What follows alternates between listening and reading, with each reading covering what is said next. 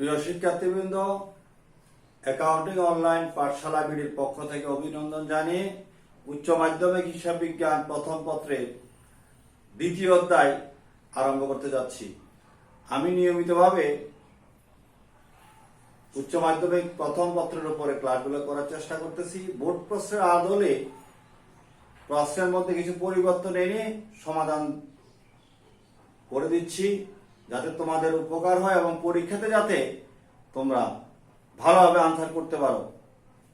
পাশাপাশি প্রতিটা প্রশ্নের সাথে বোর্ড প্রশ্নের সাথে কিছুটা পরিবর্তন এনে যে বিষয়গুলো প্রয়োজন সেই পরিবর্তনগুলো এনে তোমাদেরকে বোঝানোর চেষ্টা করতেছি। আজকে যশোর বোর্ড 2019 প্রশ্ন নম্বর 5 কিছুটা পরিবর্তন করে শুরু করতে যাচ্ছি।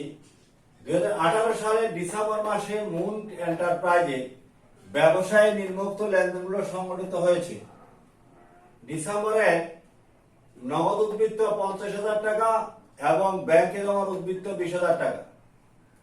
ডিসেম্বর 5 নগদে ক্রয় 15,000 টাকা। ডিসেম্বর 7 নগদ উত্তোলন 5,000 টাকা। ডিসেম্বর 10 নগদে বিক্রয় 20,000 টাকা।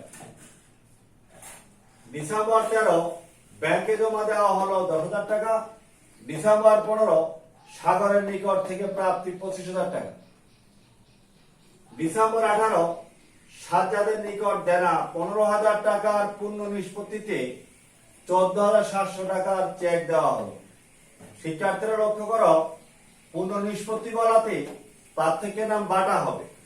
15,000 টাকার মধ্যে 14,700 টাকা পরিশোধ করেছি, এখানে 300 টাকা বাটা, অর্থাৎ 300 টাকা কম হয়েছে। 22 তারিখ সৈকতের কাছে পাওনা 20,000 টাকার পূর্ণ নিষ্পত্তিতে 19,500 টাকার চেক পাওয়া গেল।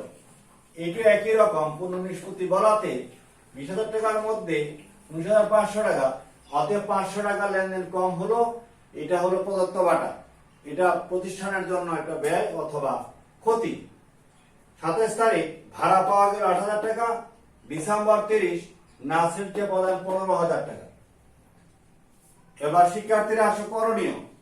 ক নগদ প্রদান জাবেদা তৈরি করো। খ 3 গড়া নগদান বই তৈরি করো। গ নগদ প্রাপ্তি জাবেদা তৈরি করো। শিক্ষার্থীরা লক্ষ্য করো, অধ্যায়ের নাম হিসাবের বৈষম্য। বৈষম্যের মধ্যে আছে প্রাথমিক জাবেদা, পাশাপাশি বৈষম্য বলতে ক্রয় বহি, বিক্রয় বহি, নগদ প্রাপ্তি জাবেদা, নগদ প্রদান জাবেদা, 1 গড়া নগদান, 2 গড়া নগদান, 3 গড়া নগদান, খুচরা বা বহু গড়া ও অগ্রহত্ব নিয়মে খুচরা নগদান, আরো অন্যান্য হিসাবের বৈষম্য। এতগুলো অধ্যায় মিলে এতগুলো প্রশ্ন সমাধান হিসাবের বইয়ের মধ্যে পাওয়া যাবে। আজকে আমরা 3টে জিনিস নিয়ে আলোকপাত করব। নগদ প্রদান জাবেদা, 3 গড়া নগদান বহি, নগদ প্রাপ্তি জাবেদা। নগদ প্রদান জাবেদার মধ্যে নগদ পরিশোধ সমূহ বসে। আধুনিক হিসাব ব্যবস্থায় নগদ প্রদান জাবেদার গড় হলো তারিখ, ক্রেডিট হিসাব খাত, সূত্র, ডেবিট পাস হলো ক্রয় এবং প্রদেয়। শিক্ষার্থীরা লক্ষ্য করো, ক্রয় সংক্রান্ত গুলো গড় হবে ক্রয়, প্রদেয় মানে পূর্বে ক্রয় করেছিলাম এখন পরিশোধ করেছি সেই বকেয়াটাকে। আর অন্যান্য খাতে পরিশোধ করলে নগদ, অন্যান্য খাতে পরিশোধ করলে সেগুলো অন্যান্য হবে। যেমন আসবাবপত্র ক্রয়, এটা ক্রয় বইতে যাবে, ক্রয় হিসাবে যাবে না, এটা অন্যান্য খাতে যাবে। অথবা বেতন পরিশোধ অন্যান্য হিসাবে বসবে। অর্থাৎ ক্রয় সংক্রান্ত হলে নির্দিষ্ট গড় হবে, আর বাকি পরিশোধ গুলো অন্যান্য খাতে যাবে। পাশাপাশি ক্রেডিট পাশে নগদ টাকা পরিশোধ করা হয় বা ব্যাংকের মাধ্যমে পরিশোধ করা হয় বলে নগদান হিসাব ক্রেডিট।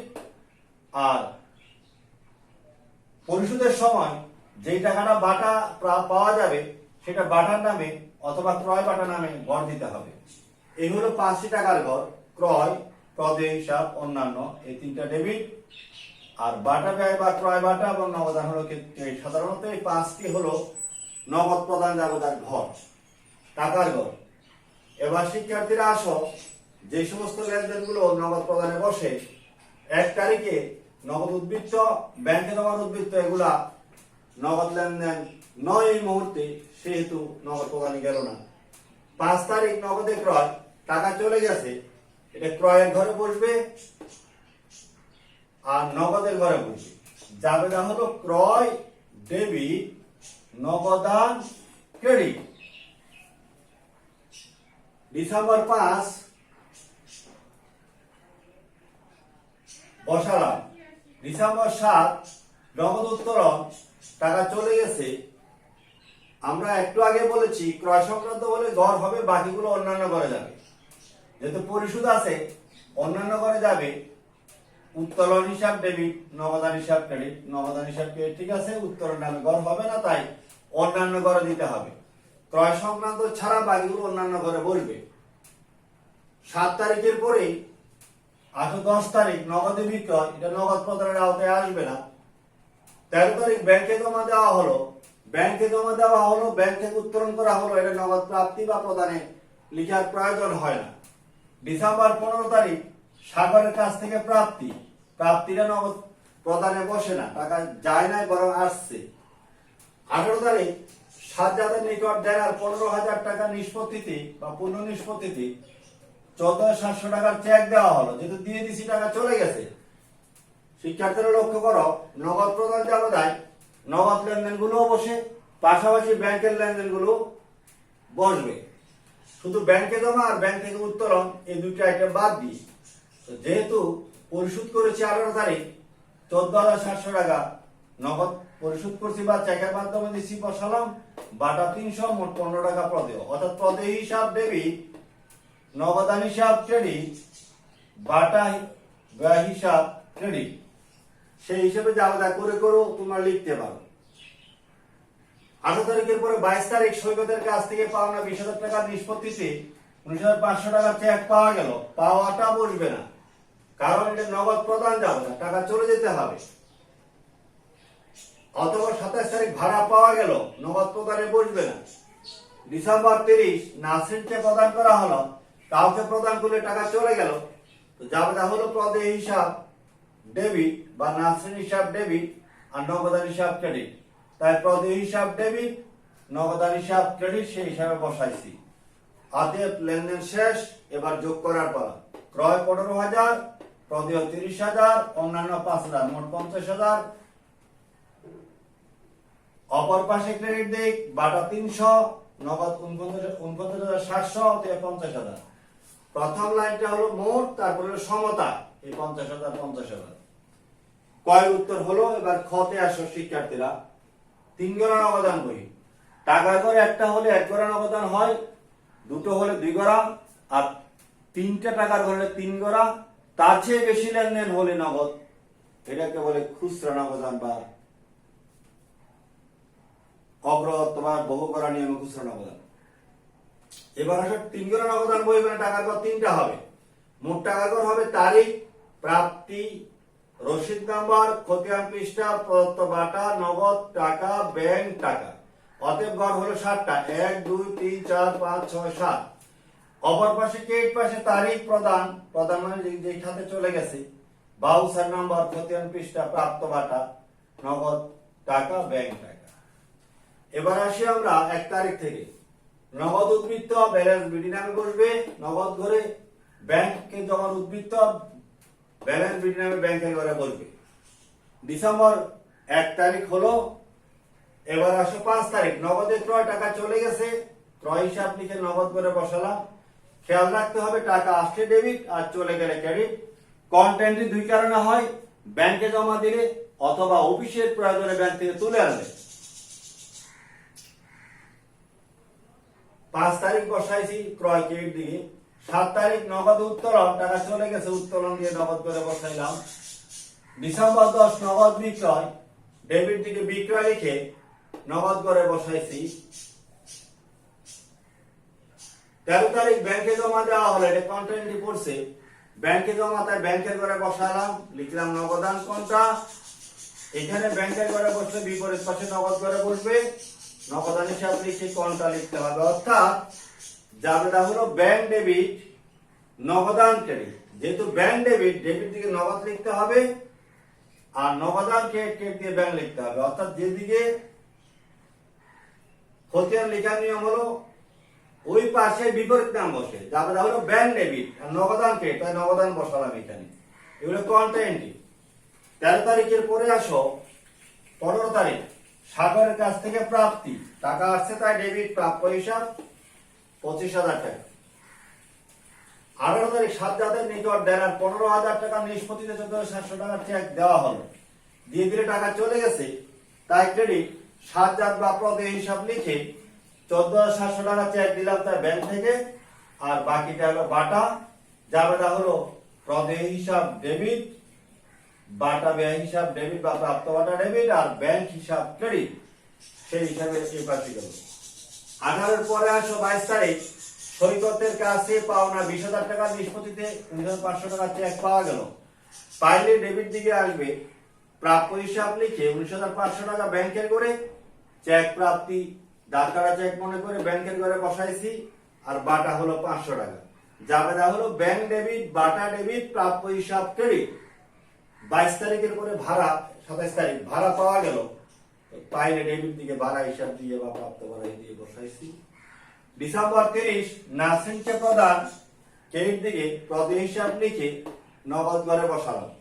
অতএব লেনদেন শেষ, এবার যোগ বিয়োগের পালা। প্রদত্ত বাটা 500 টাকা, প্রাপ্ত বাটা 300 টাকা, এগুলা ক্লোজ করতে হয় না, এগুলা লিখে রাখলাম। আর নগদের যোগফল 1,03,000, ব্যাংকের যোগফল 29,500, এই যোগফল দুইটা ক্রেডিট পাশে নিয়ে বসালাম। 1,03,000 টাকা থেকে 15,000 বাদ, 5,000 বাদ, 10,000 বাদ, 15,000 বাদ, অথবা 58,000 টাকা হলো ব্যালেন্স সিডি। তেমনি ভাবে ব্যাংকের ব্যালেন্স হলো 29,500 থেকে 14,700 বাদ দিলে 34,800 টাকা, এটা 31 তারিখ ব্যালেন্স সিডি। সিডি মানে ক্রেডিট ডাউন, পরবর্তী মাসে নেব। পরবর্তী মাসে জানুয়ারি মাসের 1 তারিখে 19 সালের 18 ডিসেম্বরের লেনদেন, এটা 19 জানুয়ারি হবে ব্যালেন্স বিডি। ওই সিডির টাকাটাই 58,000, 34,800, অর্থাৎ বিডি মানে ব্রড ডাউন, উপর থেকে আনিত যে। এভাবে আমরা 3 গণনা অবদান বই করলাম, নগদ টাকা বা ব্যাংকের লেনদেন গুলো দিয়ে টাকার ঘর 3টা। এবার আসো শিক্ষার্থীরা গতে বলছে নগদ প্রাপ্তি জাবেদা।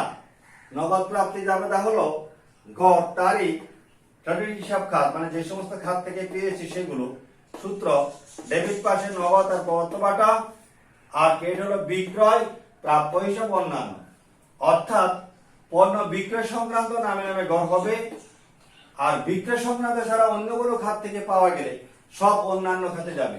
শিক্ষার্থীরা খেয়াল করো, নগদ প্রদান জাবেদায় ক্রয় সংক্রান্ত গুলো গড় হয়েছে, বাকি প্রদানগুলো অন্যান্য।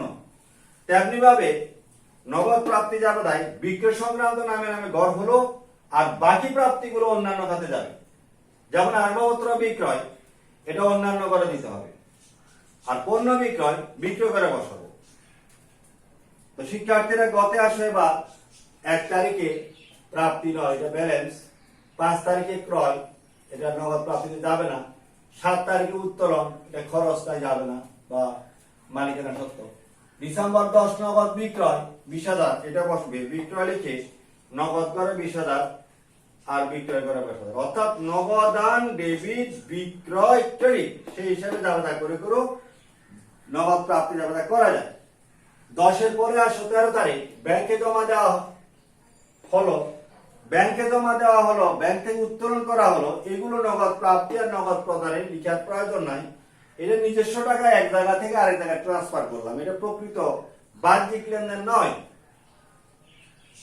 13 তারিখের পরে আসো 15 তারিখ, সাগরের কাছ থেকে প্রাপ্তি 25,000 টাকা, ডেবিট দিকে ক্রেডিট হিসাব কাজ, যাবেটা হলো নগদান হিসাব ডেবিট, আর সাগর হিসাব ক্রেডিট। নগদের ঘরে বসাইছি, আর সাগর আমাদের প্রাপ্য,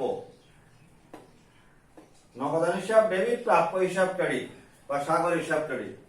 15 তারিখের পরে আসো 18 তারিখে বলেছে চেক দেওয়া হলো, তাই এখানে আসবে না।